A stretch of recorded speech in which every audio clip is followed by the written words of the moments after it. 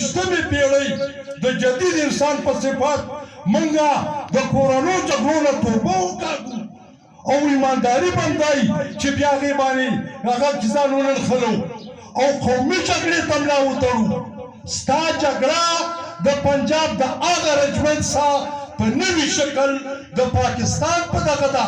دا اوس صدر صاحب محترم ما نه مخکې ډېر په پښتو لفظونو چې دنیا جهان دی د دهشتګردۍ ریلې دلته دا اصلاح کی دا اصلاح کیږي نه دا په اپریشن نه کیږي چې د سټ د طرفه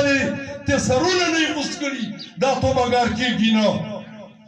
30 لکه بنګالیان یې مړه کړه چاته عقل وانه خست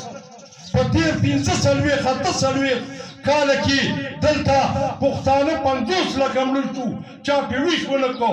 شپه ورځ موږ مسلې اورو او خبرې اورو فلانکې داسې خپه وکړې ده قچه ګوته یې کاږه شوله دا او ویش کوو او ځینې پکې د نرګسیت او د مکر جړاګانې روانې دي پښتانه اجتماعي طور د یو قتلګاه سره مخ دي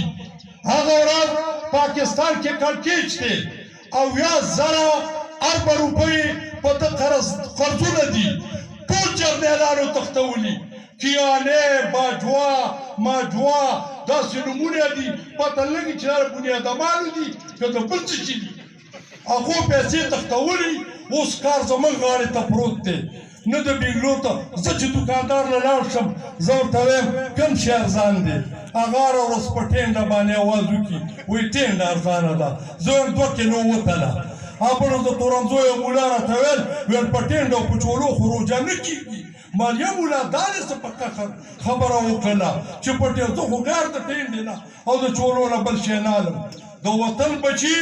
دې حالت ته ودرول د ډوډۍ ارمان هم نه دی پوره د ښې جامې ارمان هم نه دی پوره اوس کیسې ډېرې دي روژه ده او تاسو د سهار نه په منونو خبرې واورېدې احمدشاه خان نه به راشو د زبیر شاه